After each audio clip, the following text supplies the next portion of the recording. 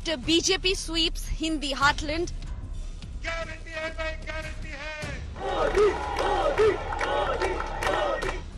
Modi warns on opposition pessimism.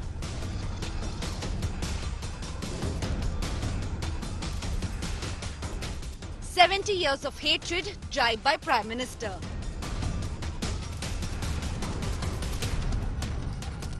Congress comes out blaming EVMs and exit polls.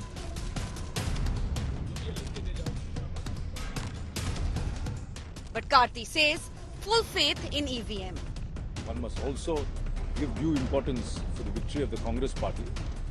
India Today coverage sparks word war. Modi versus opposition. That is our top focus on 5 Live.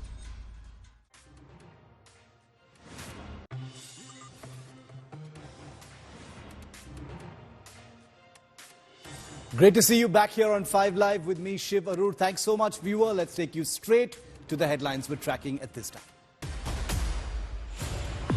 Telangana Chief Minister suspends and India Today suspense ends. An India Today exclusive scoop confirms Revant Reddy will be the youngest Chief Minister of Telangana, swearing in on December the 7th.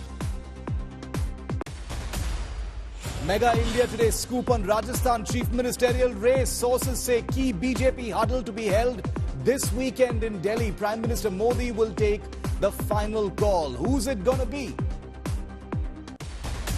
After Prime Minister Modi warns against divisive agenda, DMK MP abuses voters. Apologize for that wrong visual. Claims BJP winning only in Gomutra states. BJP condemns, calls out DMK's arrogance.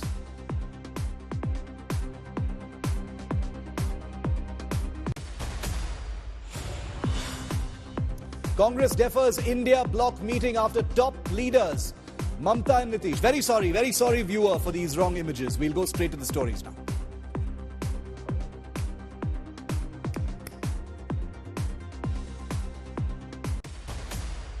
Cyclone Mong makes landfall in Andhra Pradesh. Death toll in Chennai Flood mounts to 9. India Today crew in the eye of the storm, bringing you reports every single minute.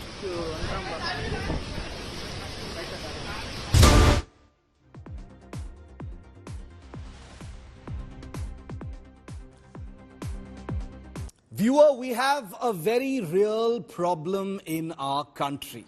Electronic voting machines have become selectively functional and decided to work only when they want to. Since 2014, EVMs have gradually become self-aware, and India's biggest democratic nightmare is slowly coming true. That's right, viewer. Our EVMs, our electronic voting machines, are demonstrating free will.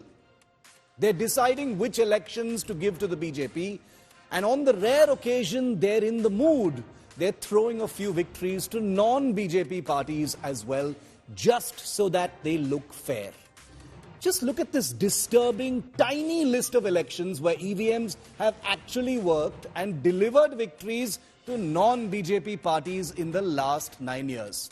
Telangana 2023, Karnataka 2023, Punjab 2022, Himachal Pradesh 2022, West Bengal 2021, Tamil Nadu 2021, Kerala 2021, Delhi 2020, Andhra Pradesh 2019, Odisha 2019, Sikkim 2019, Maharashtra 2019, Jharkhand 2019, Karnataka 2018, Rajasthan 2018, Madhya Pradesh 2018, Chhattisgarh 2018, Mizoram 2018, Telangana 2018, West Bengal 2016, Kerala 2016, Puducherry 2016, Tamil Nadu 2016, Delhi 2015.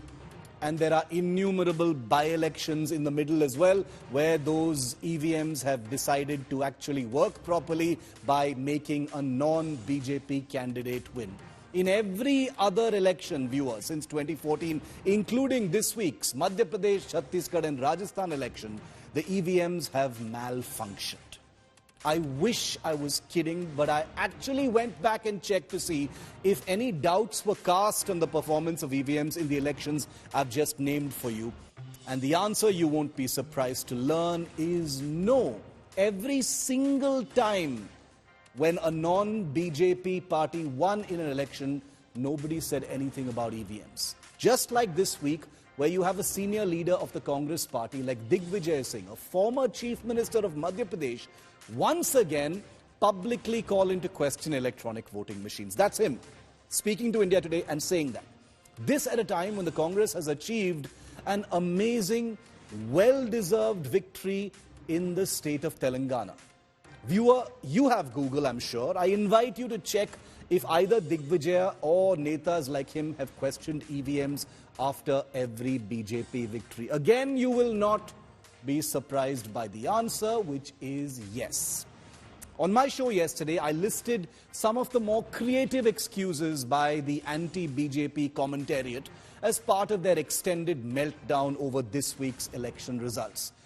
By readily dusting off the old EVM trope like Digvijay Singh has done today in the wake of an election loss is so quaint now, so hilariously self-defeating and old-fashioned that it makes you wonder if those making such allegations will ever have the stomach and nerve to truly sit down and dissect why they lost an election. It makes you wonder, because this is the same Congress party that is not only calling into question EVMs, or at least one section of them, because there are more sensible leaders like Karti Chidambaram who are professing their faith in EVMs, but they are calling into question EVMs at a time when they are also putting out data which correctly shows that the vote share of the Congress party is very healthy and in some places even better than the BJP overall.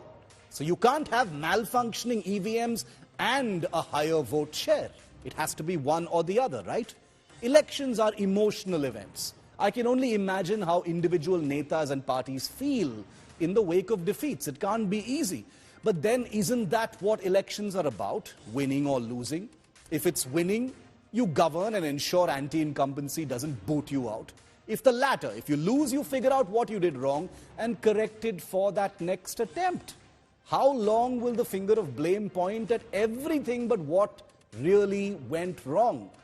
The devil of every election loss has to be in the details. The machine is frankly fed up of taking all the blame. If you watched 5 Live yesterday, you saw my take on the spectacular meltdown over the election results. Well, today, Prime Minister Narendra Modi shared the India Today 5 Live video and used it to hit out at critics over the Bharatiya Janata Party's win in the recently concluded assembly elections, especially in the Hindi Heartland. That's the Prime Minister's tweet there. Cautioning people of the opposition's divisive agenda, the Prime Minister warned the opposition parties to be more prepared for more meltdowns in the future. Take a look at this report.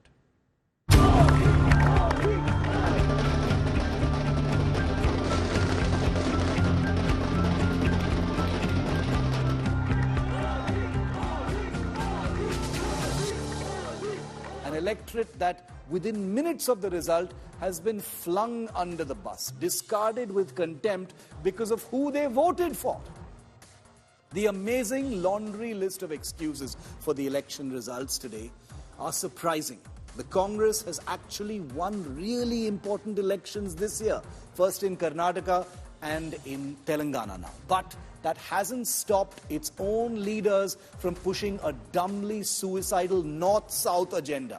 Does the Congress actually believe that somehow highlighting a notional North-South divide puts them in a good position for 2024? Can you win a national election by making one part of the country somehow look superior to the other? A comment on the meltdown over Congress's rout in the 3 Hindi heartland states has triggered a big political war, with the Prime Minister himself wading into the debate, quoting an India Today report by Shiv. Taking to X, the Prime Minister said, and we quote, "May they be happy with their arrogance, lies, pessimism and ignorance, but beware of their divisive agenda. An old habit of 70 years can't go away so easily. Also, such is the wisdom of the people that they have to be prepared for many more meltdowns ahead." Since the BJP swept the states of Madhya Pradesh, Rajasthan and MP, The Prime Minister has been vocal in warning against divisive forces. ये चुनाव नतीजे कांग्रेस और उसके घमंडिया गठबंधन के लिए भी बहुत बड़ा सबक है। देश की जनता का दिल जीतने के लिए राष्ट्र सेवा का जज्बा होना चाहिए और घमंडिया गठबंधन में रत्ती भर भी वो नजर नहीं आता है। पराजय का गुस्सा निकालने की योजना बनाने के बजाय इस पराजय में से सीख करके पिछले 9 साल से चलाई गई नकारात्मकता की प्रवृत्ति को छोड़ करके इस सत्र में अगर सकारात्मकता के साथ आगे बढ़ेंगे तो देश उनके तरफ देखने का दृष्टिकोण बदलेगा। The Prime Minister's latest attack comes after Congress top leaders in Madhya Pradesh questioned the EVMs. देखो ईवीएम तो मैं 2003 से मुझे भरोसा नहीं है ईवीएम पर। मूल बात यह है कि जिस मशीन में चिप लगी है वो हैक होने की संभावना उसमें रहती है। मुझे अभी कुछ विधायक मिले सुबह, कहते मेरे अपने गांव में मुझे 50 वोट मिले। ये कैसे हो सकता है? On Sunday itself, when the 4-state verdict was out, Congress's Praveen Chakravarti said that the results showed that the north-south boundary line was getting thicker. He, however, deleted this social media post. The Congress party has gone into complete meltdown mode.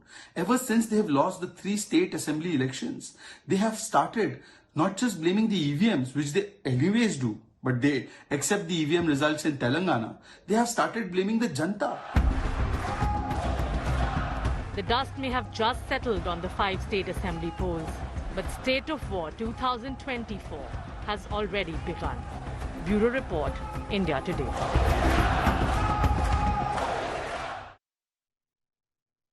I want to go straight across to India Today's Poulomi Saha, who tracks the BJP for India Today. Poulomi, the Prime Minister putting out an unusual attack on the opposition, talking about the divisive agenda. He quoted one of the videos that we had put out today here on 5 Live, but it is the Prime Minister's message that's got a lot of people talking. What are you hearing and what are you picking up? Because it's drawn a huge number of attacks from the opposition as well now. That's right. The Prime Minister, of course, like you said, it seemed unusual in the sort of aggressive, a tweet that he seemed to have put out, the post that he did put out at that point of time. But we've been speaking to the Bharatiya Janata Party and our sources within the party, and what they've said is that this is nothing unusual. Not the first time that the Prime Minister has hit out very directly, unmincing in his words as well. The Prime Minister has been doing this on social media quite recently and successively as well. If you look at his Instagram posts, if you look at other social media that he's been using, he has been very direct in his attack. And this time again, when he did quote post that video, which you of course put out, Shiv, on India Today, he spoke about the arrogance, the lies, the ignorance and the divisive agenda of the opposition. But clearly, it seems like in terms of that agenda that he of course was attacking, much of it is still playing out in the Lok Sabha. We heard of all of those conspiracy theories around why the BJP won the 3 Hindi heartland states of Madhya Pradesh, Rajasthan and Chhattisgarh over the weekend, while Congress won, of course, Telangana and the whole north-south divide. Today, of course, we saw it in the Lok Sabha when DMK Member of Parliament Senthil Kumar stood up during the discussion on the Jammu and Kashmir reorganization bill and said that the power of the BJP lies that in the fact that they can win only these heartland states of Hindi, which we generally refer to as the Gaumutra states. They can never win South India. So that divisive agenda which the Prime Minister attacked earlier this morning continues to do so as well. Just expect that attack to get much more fiercer given the sort of line that some of these opposition parties seem to be taking. Yeah, you know, the north-south line that you were referring to is being pushed pretty aggressively. Like you said, you had a DMK MP, and we'll play out his bite in just a moment. The whole Gaumutra and Gobar. You had a Congress, senior Congress leader like Praveen Chakravarti put out a shocking tweet and then actually delete it. There appears to be a method and a pattern to this polemic. That's right. There does appear to be a pattern. Of course, many within, the India alliance and the India bloc would be extremely uncomfortable with this, because we saw earlier the sort of ramifications the Sanatan remark had when it came from the DMK, and the kind of damage control that, the Congress party, one of the primary, components of the India bloc, which was in the political fray up against the Bharatiya Janata Party in these elections, had to do as a result of that comment. So clearly, again, from the DMK, a similar comment, which is coming from other, quarters as well. This whole reference to the north-south divide, it's not going to, of course, bear them well going into the Lok Sabha elections of 2024. Then, of course, come the conspiracy theories that the EVMs can be hacked. The Congress discounting the fact altogether, at least Digvijay Singh, who referred to that, discounting the fact altogether. The Congress polled more votes than the Bharatiya Janata Party in these elections. But when it came to the seats game, they lost out to the BJP in Madhya Pradesh, in Chhattisgarh, and Rajasthan. What about the win in Telangana? A lot of explaining that they'll have to do, but we've not heard from the senior leadership yet as far as these parties are concerned, and from the bloc in itself, whether it endorses these comments, be it the Gaumutra States comment, which came from the DMK today on the floor of the Lok Sabha, or the EVM comment, for instance, that came from Digvijay Singh.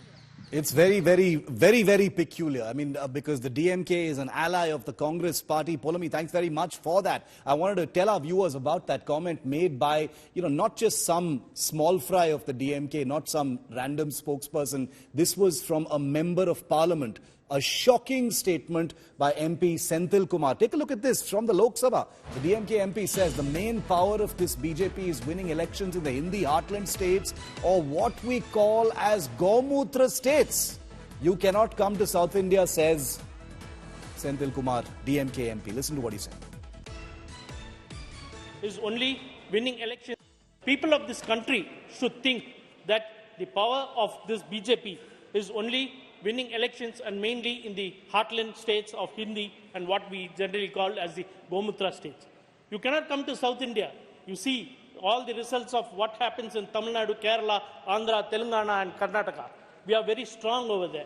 So we will not be surprised if you have an option of converting all these states also into union territory, so that you can come into indirect power of coming and having, because you can never dream of setting foot over there and taking control of all these southern states. People of this country should think that the power of this BJP is only winning elections, and mainly in the heartland states of Hindi and what we generally call as the Gaumutra states. You cannot come to South India. You see all the results of what happens in Tamil Nadu, Kerala, Andhra, Telangana and Karnataka. We are very strong over there. So we will not be surprised if you have an option of converting all these states also into union territory, so that you can come into indirect power of coming and having, because you can never dream of setting foot over there and taking control of all these southern states.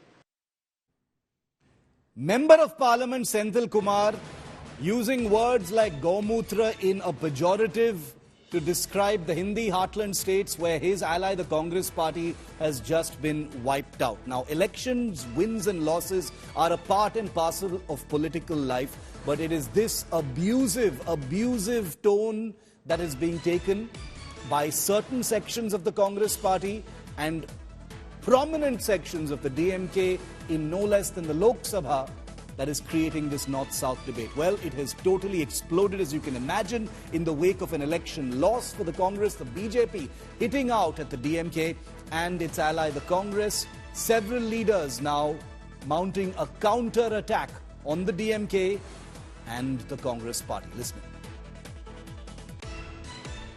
Congress party के नेताओं के बाद अब DMK के सांसद सेंथिल कुमार ने parliament के भीतर जिस प्रकार से अपमानजनक टिप्पणी की है उत्तर भारत और उत्तर भारतीयों के लिए, और ये कोई नई बात नहीं है, कांग्रेस के तो नेता करते ही हैं, परंतु डीएमके के नेताओं का भी लंबा ट्रैक रिकॉर्ड है। और डीएमके ने ये पहली बार नहीं किया है।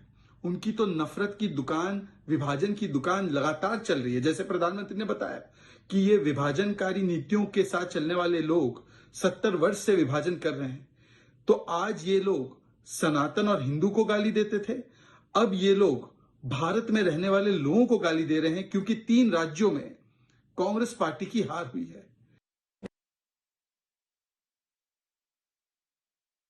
घमंडिया गठबंधन ने जिस प्रकार से लगातार डैश डॉट गठबंधन में उनको कहती हूँ, क्योंकि वो I.N.D.I.A. है, क्योंकि भारत का नाम किसी भी भाषा में हो वो है तो मेरा देश। इसलिए जो भी अपशब्दों का प्रयोग या जो भी गैर नीतिवान जो कार्य हैं उनको मैं भारत से नहीं जोड़ सकती किसी भी भाषा में। लेकिन हाँ, इन लोगों ने अपने आप को रीब्रांड करने की जरूर कोशिश की थी। जो जनता ने पहचान लिया कि ले देकर ये UPA 2 गठबंधन था, और वो नाम कुछ भी बदलने उससे कुछ होने जाने वाला नहीं है, क्योंकि देश के सामने है कि ये वही भ्रष्ट लोग हैं जिन्होंने लगातार देश को लूटा। वंचित, शोषित, पीड़ितों को जो जो चीजें चाहिए थी, गुड गवर्नेंस, वो उनको नहीं दे पाए, और इसीलिए भ्रष्टाचार से मामले को उलझाने के लिए वो इस प्रकार की अभद्र भाषा का प्रयोग कर रहे हैं। चाहे गौमूत्र का करें, इनको शायद गौमूत्र की बीमारियां ठीक करने वाली विषयों का नहीं पता है, तो शायद कुछ को जरूरत है उसकी। Let's talk a little bit about this North-South debate that we're reporting. Viewer, the Congress's defeat in the Hindi heartland and amazing victory in Telangana has triggered a concerted attempt to draw a line between India's North and South. I'm an Indian, I'm a South Indian, I'm a native of Karnataka, I was born and brought up in Chennai, I've lived in Delhi for 25 years, more than half my life. But when I say hometown, for me, that is still Chennai, which is why this North-South nonsense is particularly infuriating and jarring. The moment the election results became clear, the organized dissemination of this North-South narrative exploded on social media. The idea somehow that election results are a pronouncement of how different the North and South are. First of all, to all of those peddling this idiotic agenda, India isn't just the North and the South. We've got a West, we've got an East, a Northeast, and a big fat central part of the country.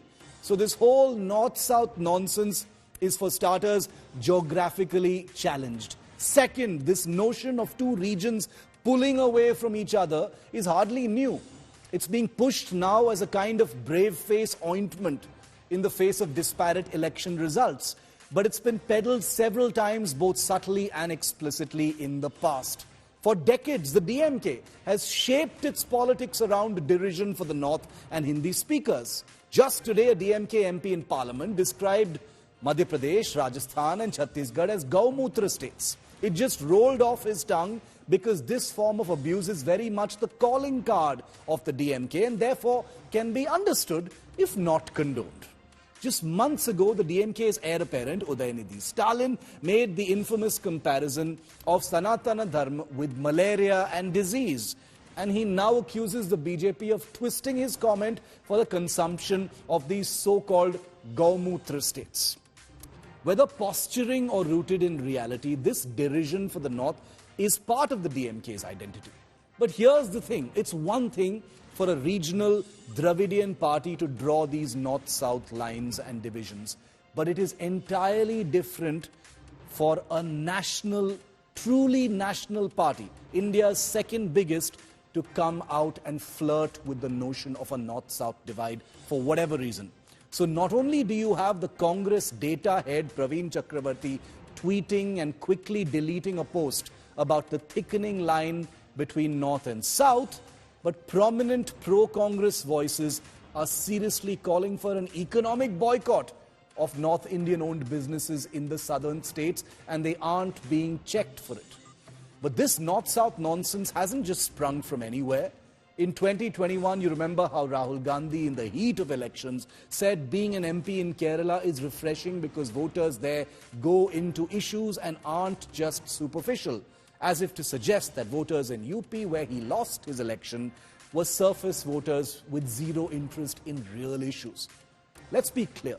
Dividing comes naturally to politicians of all hues, of all parties. Dividing on religion, on caste, on language, on profession. For most part, politicians divide us to win. What we're seeing now, perhaps for the first time in Indian history, are the seeds of division being planted in the wake of an election loss. Or is Bharat Jodo totally negotiable? The country has enough contradictions, divisions and fault lines. Please, let there be no more.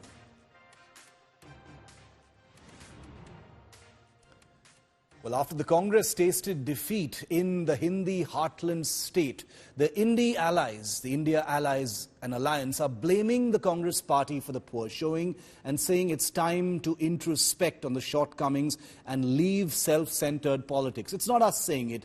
It's parties like the Samajwadi Party, the Aam Aadmi Party, the Trinamool and others.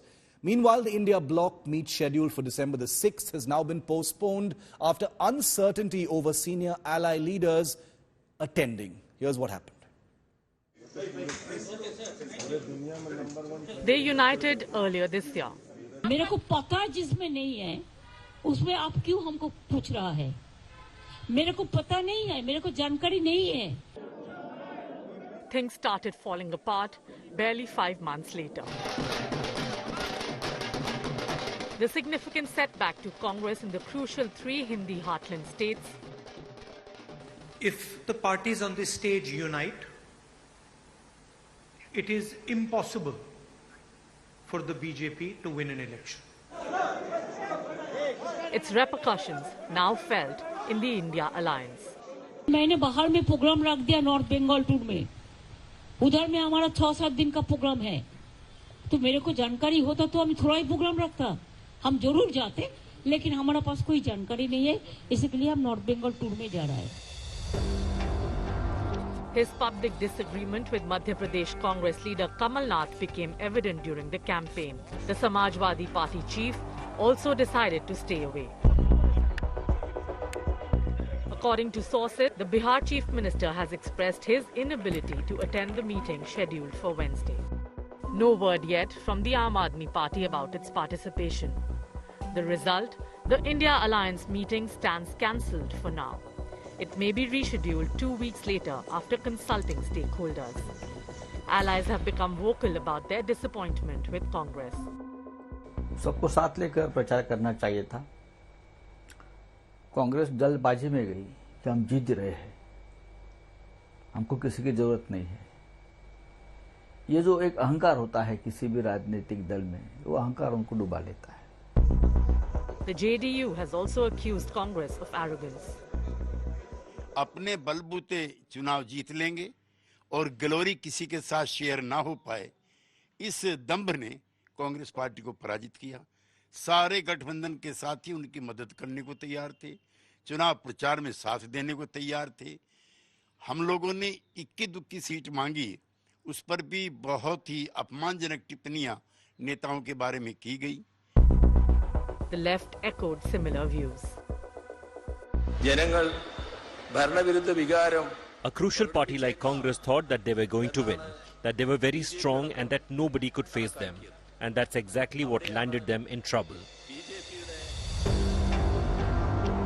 A larger crisis looms for Congress as allies begin to distance themselves from the country's grand old party after its crushing defeat in the Hindi belt. Bureau Report, India Today. Well, the election results are done and dusted, but Kaun Banega Mukhyamantri continues to be a question. It's the 5th of December, 2 days out from the verdict that we reported here on India Today.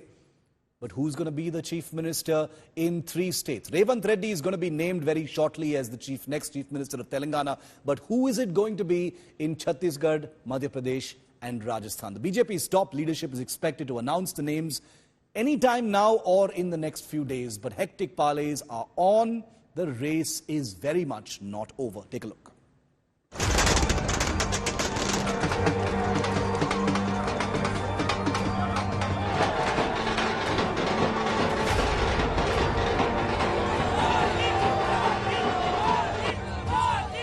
The results are out, but the race is still on. The BJP, which swept the 3 key Hindi heartland states of Rajasthan, Madhya Pradesh and Chhattisgarh, is yet to pick chief ministers. Hectic parleys are on both in state capitals and in New Delhi. The BJP did not project any face for the chief minister's post in Rajasthan.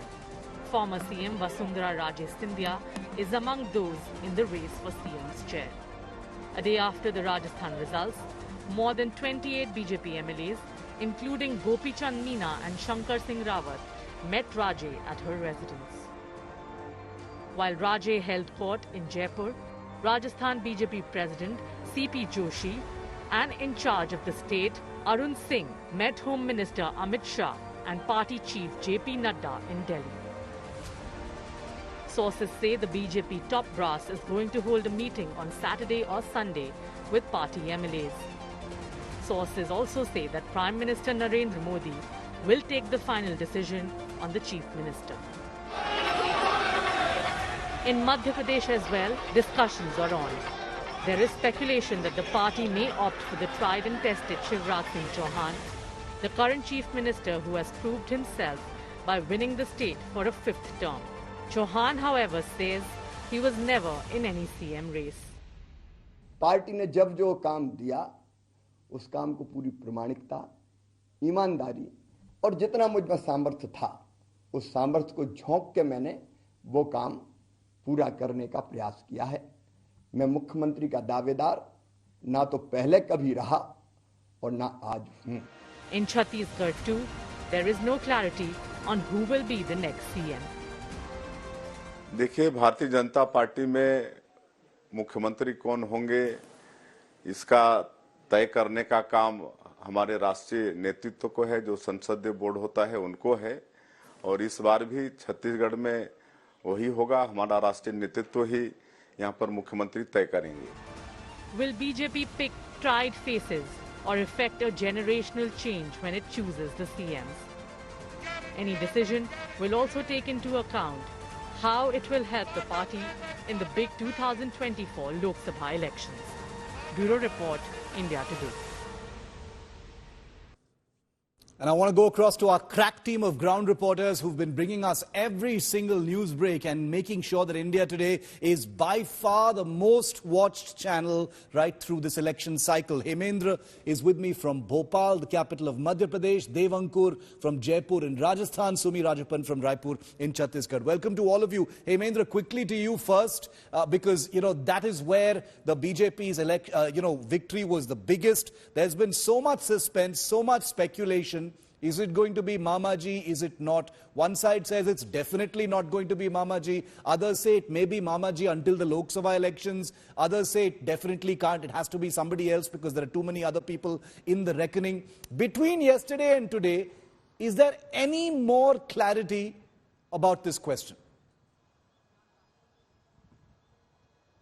Well, there's one statement that is doing rounds, that is of the Home Minister, Mr. Amit Shah. He has hinted that there's no reason why there should not be a decision taken on all the 3 chief ministers within this week. And there's another significant development that has happened between yesterday and today, and that is that the Chief Minister of the state, Shiv Singh Chauhan, he has issued 3 statements today. In the first video, he said that he never was an aspirant for the post of Chief Minister in Madhya Pradesh, and he is still not an aspirant for the post of Chief Minister. In the second video that he released within an hour or so, he addressed the Ladli Behnas and he told them that he is going to fight for them till the end of his life, and that he'll ensure that they get the 3,000 rupees that he has promised. Right now they are getting 1,250 rupees, and he will ensure that the promise of 3,000 rupees per month is fulfilled. And the third thing that he did today was he said that he's not going to Delhi and he's going to instead go to Chhindwara. Chhindwara is one Lok Sabha seat that is not with the BJP. In fact, in 2019, Nakul Nath was the only Congress MP who won from Chhindwara. Rest of the 28 seats went to the Bharatiya Janata Party. So that is being construed or is being perceived as some sort of a jibe at those leaders who are in Delhi lobbying for the post of Chief Minister of Madhya Pradesh. In fact, all those who are in Delhi also happen to be members of Parliament, the contestants, the aspirants. Narendra Singh Tomar is also a member of Parliament. B.D. Sharma, who's another aspirant, he's also a member of parliament. Jyotiraditya Scindia, who's also a member of parliament, he's also an aspirant. So all these aspirants are also members of parliament. They are in Delhi, but Chief Minister Shivraj Singh Chauhan saying that he's not going to Delhi appears to be a dig at these leaders. So whether he's going to be a chief ministerial candidate or not, no one knows, but there appears some kind of a confrontation happening here, and all these other leaders are camping in Delhi, and it is expected that by the end of this week or by as late as Friday, the decision could be probably taken on who the next Amit Shah's comment Pradesh definitely setting tongues wagging. Sumi, like in MP, in Chhattisgarh also no shortage of aspirants, but again there as well, no clarity just yet. You're on the ground. You've been breaking every story there, from before the verdict to even now, all those who've been meeting each other as well. What are you picking up?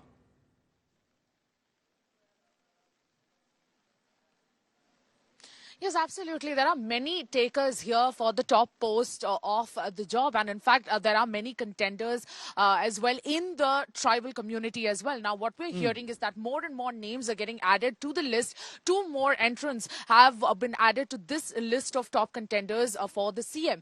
Gomti Sai, again, is the female tribal face. And apart from that, Renuka Singh, the tribal MOS, she has been constantly named today in the entire day. And in fact, right now the huddle is going on, and there is a strong feeling that probably the CM will be from the Sarguja division of Chhattisgarh, and it might be a tribal face. That's what we are picking up from the ground. However, other faces cannot be ruled out. Dr. Raman Singh is still the potential contender with a lot of experience in the past, and obviously, and there is a lot of loss that the Chhattisgarh has gone through in the last 5 years when it comes to the debt. There is 87,000 crore debt, and to pitch that and to cover it up, we need an experienced CM, and which is why probably BJP will be picking up an experienced name. Probably it might be Dr. Raman Singh, but nothing can be said yet. If they opt for an OBC face, Arun Sao is definitely up for the top job. However, he has really done his part being the president of the BJP Chhattisgarh unit, and he has been the foot soldier since the day he was made the president. And in fact, all of them have been takers, but no one has gotten any clarity in the past 24 hours.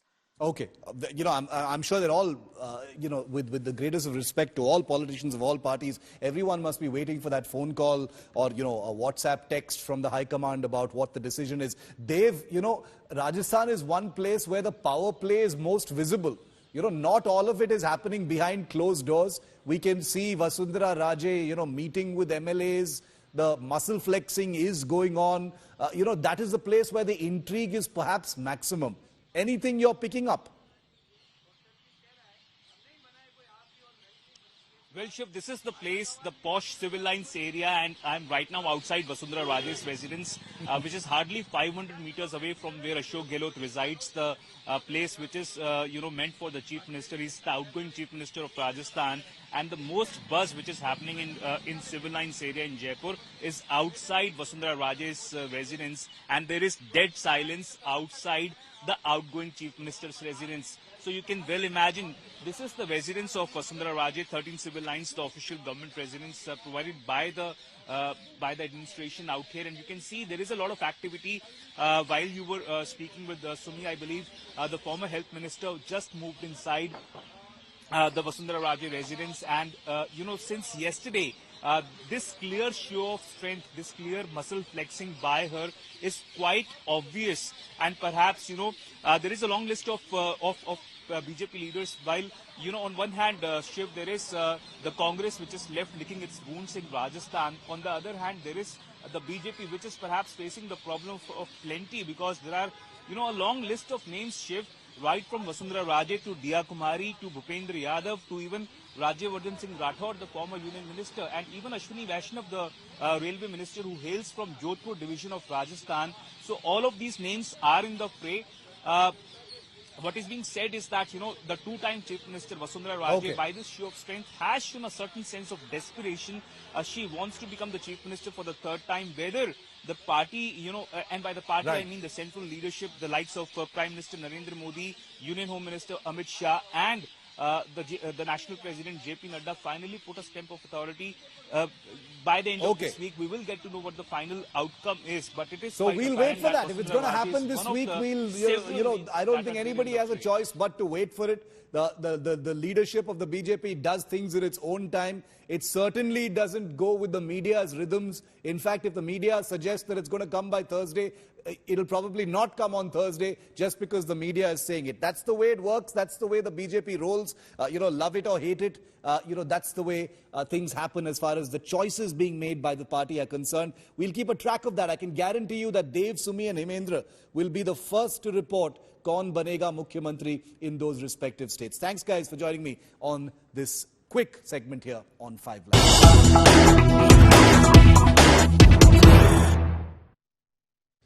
Truly terrifying images coming in from Jaipur, Rajasthan. Shocking daylight murder of the chief of the Rajput Karni Sena, a group that had shot into the headlines a few years ago for its violent protests over Sanjay Leela Bhansali's film Padmavat. The chief of that organization has been shot dead and on camera by 2 assailants. The Rajput Karni Sena chief was shot in his house. He was sitting in a living room. Those images are simply too disturbing to show you without editing and censoring them, because these are truly, truly upsetting images. But this is daylight murder caught on CCTV camera.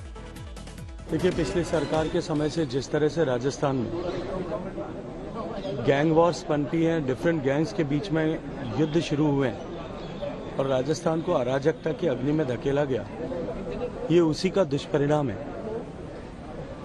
करनी सेना के राष्ट्रीय अध्यक्ष स्वर्गीय सुखदेव सिंह जी को जो धमकियां मिली थी, उनके चलते हुए उन्होंने पुलिस प्रशासन को इसके लिए आगाह भी किया था, लेकिन दुर्भाग्य से जिस स्तर पर उनको सुरक्षा मिलनी चाहिए थी, उस स्तर पर सुरक्षा प्रदान नहीं की गई।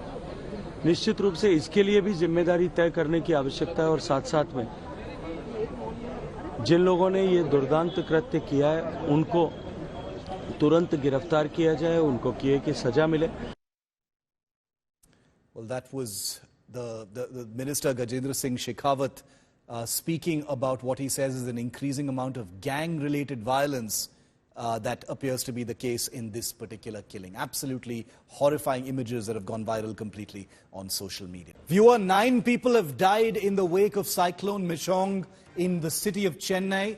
The cyclone has moved northward and made landfall a short while ago on the Andhra Pradesh coast. Here are the top images from Andhra Pradesh and Chennai. The states have been put on alert, Tamil Nadu and Andhra Pradesh, due to Cyclone Mong. Take a look. Let me run you through all of those big pictures. Turbulent seas, strong winds and rainfall continuing in Bapatla in coastal Andhra in the wake of Cyclone Mong. It's made landfall on the southern coast of the state between Nellore and Machilipatnam.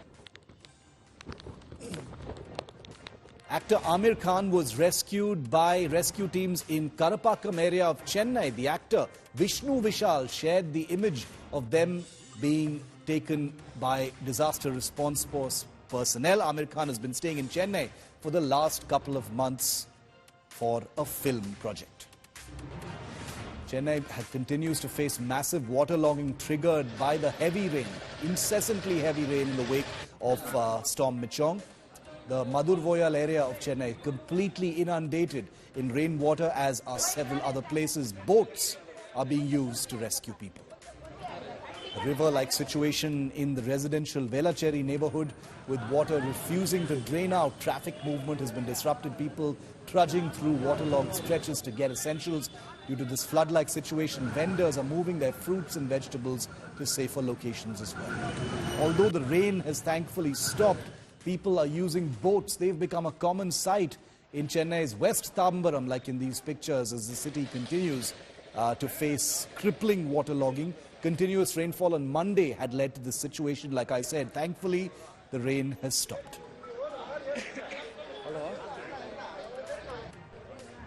Cyclone MJ has made landfall near Bapatla in the Andhra Pradesh coast. Extremely heavy rainfall with gusty winds, where India Today is reporting from, continues across that coastal part of Andhra.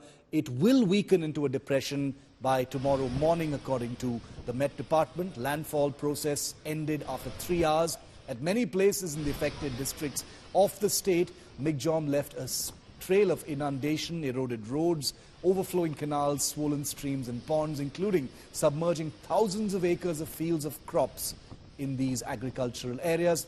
India Today's crews have been reporting from the ground. Take a look.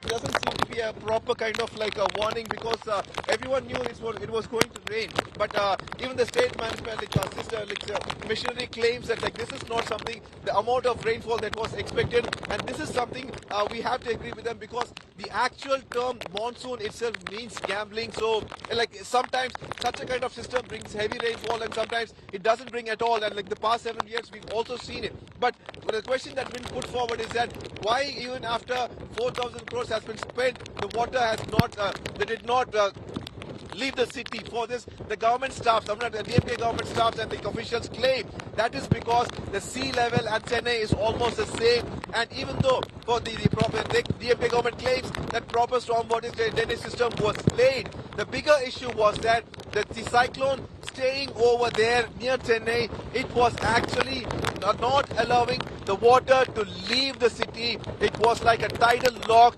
because of which the water was only staying inside the city, and that turned out to be a big problem, as on one side there was water collection and on the other side there was no way for the water to leave, so that became an issue. Well, Chennai, the impact on the metropolis is thankfully less today because the cyclone has moved north into Andhra Pradesh, but the water logging in different parts of Tamil Nadu's capital is still there, and it is crippling everyday life for locals. Nature's fury has spared none. While Chennai and adjoining districts continue to face all this water logging in the aftermath, even posh, upscale localities have been left battered by this cyclonic storm. The death toll in the flood deluge has risen to a shocking 9 so far in the city of Chennai. According to weather reports, the rainfall has already breached the 2015 nightmare levels, raising fears of a 2015 flood repeat. Thankfully, that will not be the case this time. This is as bad as it will probably get. Chief Minister Stalin has taken stock of the flood-like situation in Chennai, assuring relief and rescue efforts on a war footing. He spoke to India Today. Well, there's a major relief for the city of Chennai from the scenes that we saw yesterday, as it's not rained heavily since morning. But the problem of waterlogging continues and continues to trouble people in many regions.